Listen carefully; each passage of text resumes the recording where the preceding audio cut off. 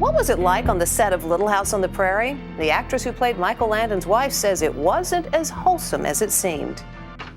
Guess what me and Andrew found? Where have you been, young lady? You're late. Huh?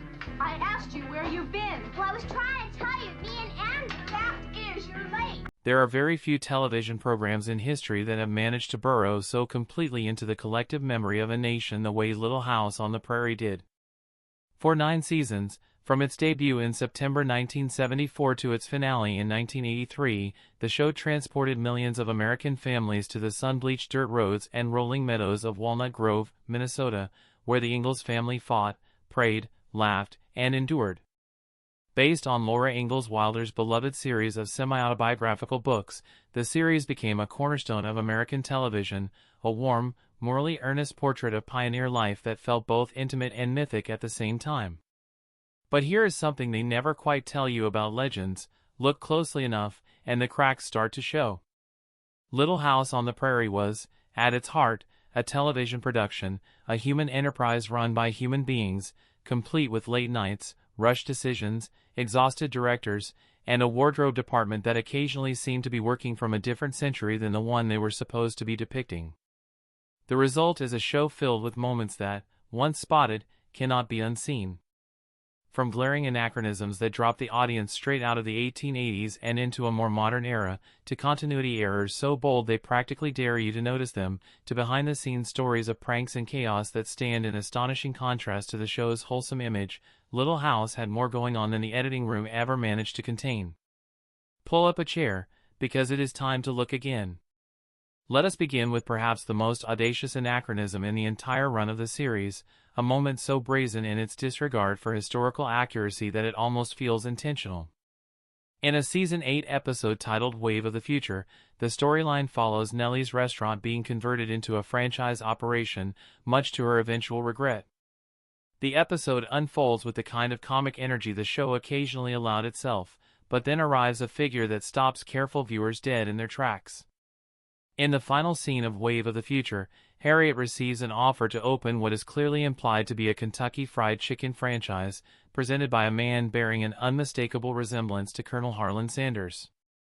The problem, of course, is a rather fundamental one of chronology. Sanders was born in 1890, established Sanders Court and Cafe in 1930, and the Kentucky Fried Chicken franchise itself did not come into existence until 1952. The show is set squarely in the 1870s and 1880s. That puts the Colonel's cameo somewhere in the neighborhood of 60 to 80 years ahead of schedule. It is, by any measure, a spectacular anachronism, and it remains one of the most talked about gaffes in the show's long history among fans who have spent decades combing through episodes with a fine-toothed comb. The Colonel Sanders scene may be the most spectacular anachronism in the series, but it is far from the only one committed by the wardrobe and styling departments. In fact, in some episodes, when Caroline moves the right way, her bra is clearly visible beneath her period costume. This is a detail that becomes almost comically glaring when you consider that the modern brassiere was not invented until the early 20th century, which means Caroline Ingalls, frontier wife, mother, and paragon of pioneer virtue, was apparently wearing undergarments that would not exist for another 30 years. Similarly, women throughout the series are occasionally seen sporting permed hairstyles, which would have been impossible to achieve on the prairie given the complete absence of electricity, chemical treatments, and the equipment necessary to create such curls. The hair issue extended beyond the women. The vast majority of adult men in the show are clean-shaven, which does not match the historical photographs or the fashion styles of the era. In reality, facial hair was virtually universal among adult men of the time. In real life, the historical Charles Ingalls had a beard for his entire adult life. Yet on screen, Michael Landon's Charles walks around with a smooth, photogenic jaw, week after week, season after season, apparently the only pioneer in the American Midwest who had discovered the safety razor a few decades early. The show's hair and makeup teams were clearly operating with a certain creative freedom when it came to period accuracy, and the result is a visual world that reads more as a romanticized 1970s interpretation of the 1880s than any genuine historical reconstruction. Even in its most dramatically charged moments, Little House could not always escape its own limitations. In the Season 5 episode The Odyssey, an intense scene unfolds when an unknown assailant attempts to throw Albert off a moving train. However, keen-eyed viewers can spot a dummy being thrown from the train, landing awkwardly in the grass, while a stuntman simultaneously rolls down the hill, outdoing the motionless dummy in a somewhat comical contrast. It is the kind of practical effects shortcut that was common in television production of the era, but which becomes almost impossible to ignore once you know to look for it. The stuntman's fluid, controlled roll stands in such stark physical opposition to the rigid, lifeless flop of the dummy that the two images together read less like a dramatic action sequence and more like a demonstration of the difference between a living human body and a sack of sawdust in a costume. Continuity is a challenge in any long-running television production, but Little House developed one particularly remarkable continuity problem that fans have been noting for decades. One of the more noticeable continuity errors occurs when Laura Ingalls is expecting her first child. Her pregnancy appears to drag on far longer than any pregnancy has a right to last. According to those who have tracked the timeline carefully across episodes, Laura first announces her pregnancy during a warm season, and yet by the following summer, she appears to still be expecting, placing her pregnancy at well over a year in the show's internal timeline. For a series that prided itself on emotional realism and heartfelt storytelling, the sight of a woman apparently pregnant for 14+ months is the kind of thing that pulls you right out of the drama and into the absurdity. It is a testament to how completely audiences were invested in the characters that so many viewers simply never noticed. If the Colonel Sanders appearance was the most historically flamboyant anachronism in the series, the hot air balloon in the episode Meet Me at the Fair is its quieter, more bureaucratic cousin. In that episode, a modern hot air balloon appears on screen, complete with FAA-regulated identification numbers, specifically N4011A, a registration system that did not come into existence until the 1940s. This is exactly the kind of detail that only becomes visible once someone points it out, at which point it becomes essentially impossible to ignore. The number printed on the side of the balloon is a direct artifact of 20th century federal aviation regulation, dropped into the middle of an 1880s Minnesota county fair as casually as though no one on the production team had thought to check. It is a blink and you miss it error, but once seen, it transforms the charming fairground scene into an unintentional time travel comedy. No discussion of Little House on the Prairie behind the scenes would be complete without an extended examination of Michael Landon himself, not as Charles Ingalls, the stolid, principled patriarch of television's most famous frontier family, but as the deeply committed practical joker he apparently was in real life. Landon's on-set antics have become something of legend among former cast members, and the stories that have emerged over the years paint a portrait of a man who treated the set of a family drama as his personal comedic playground. His signature prank involved frogs. Specifically, Landon would routinely ask Melissa Gilbert to go fetch him frogs from the nearby pond. She would oblige, returning with a couple of the small amphibians, which Landon would then place in his mouth.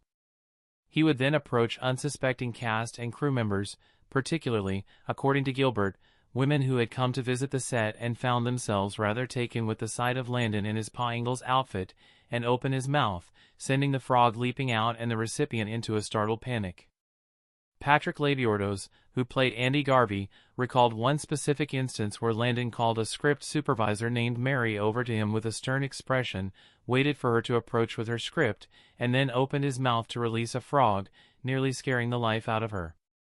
Labyordos described it as the best kid's joke he had ever witnessed, frogs leaping out of Michael Landon's mouth in the middle of the Walnut Grove set, with the dignified Pa Ingalls standing there grinning like a 12-year-old. The frog trick was not the extent of it. During a Halloween trip when the cast was filming on location in Sonora, California, Melissa Gilbert and Matthew Labyordos went door to door with pillowcases collecting candy. When they knocked on Landon's hotel room door, he told them to wait a moment before returning to drop something into their bags. It turned out to be his undershorts, which he had smeared with peanut butter. The children, apparently, nearly fainted. Years later, Gilbert would reflect on the incident not with bitterness but with the affectionate exasperation of someone who understood exactly what kind of man she had been working with. She once wrote that Landon was pulling off classic pranks when George Clooney, now Hollywood's reigning prank king, was still in diapers. The grooming anachronisms were only part of the show's relationship with historical accuracy. In the pilot episode itself, a crew member can be spotted moving out of frame on the other side of the Ingalls wagon during the scene where Charles and his family are saying goodbye to Mr. Edwards, visible briefly, clearly trying to step out of shot before the camera catches them. It is a fleeting moment, easy to miss in real time but impossible to deny once you are looking for it. The figure slides out of frame just quickly enough that the show never had to acknowledge it, and presumably the editing team either missed it or decided the take was good enough to use anyway. There are also the recurring issues with the Ingalls children's routes to and from school. Across different episodes, the children are inconsistently shown taking different paths, sometimes crossing the bridge and passing in front of the sawmill, other times traveling on the road behind it, with no apparent logic governing which route they take on a given day. In isolation, this is a minor production detail. Accumulated over 9 seasons of episodes, it creates the curious impression that Walnut Grove is a town whose geography shifts slightly depending on which camera crew happen to be working that week. While much of the folklore surrounding the Little House set tends to be affectionate, emphasizing Landon's humor, the Gilbert-Arngrim friendship, and the general warmth of the production, a more complicated picture emerges when you look at the experience of Karen Grassel, who played Caroline Ma Ingalls for 9 seasons. In her memoir, Grassel wrote that she and Landon clashed significantly when she asked for a raise, a request that Landon, who served as executive producer in addition to his acting role, denied. She also wrote that she disliked the crude and sexist jokes Landon would tell on set, and that she did not appreciate being made the target of his humor. For Grassel, the set that so many remembered as a second family was something closer to what she described as an old boys' club, a place where the rules were set by Landon, and where women's concerns were not always given equal weight. According to Melissa Sue Anderson's 2010 memoir, she noticed a shift in Grassel and Landon's dynamic around season 2, and described Landon as someone who had strong feelings about the show's direction and often made decisions without the input of his cast and crew. The portrait that emerges from these accounts is of a man of considerable talent and genuine warmth who was also, by his own design, the undisputed center of gravity on the set, generous with those in his inner circle, less accommodating to those outside it. The series finale, grandly titled The Last Farewell, presents perhaps the most sweeping continuity issue in the show's history. The episode is set in 1901, over a decade after the events depicted in the final season, which means that logically, the adults who appeared in the show's earlier seasons should be well into their 60s and 70s. The children who populated the later seasons, Carrie, Jenny, Nancy, James, Cassandra, should by this point be young adults. Yet no one on screen appears to have aged in any meaningful way. The characters exist in a strange temporal suspension, young and vital as ever, apparently immune to the passage of time that the show's own voiceover has confirmed took place. It is the kind of narrative inconsistency that a viewer deep in the emotion of a series finale might readily forgive, and that the same viewer, rewatching 20 years later with fresh eyes, will find genuinely baffling.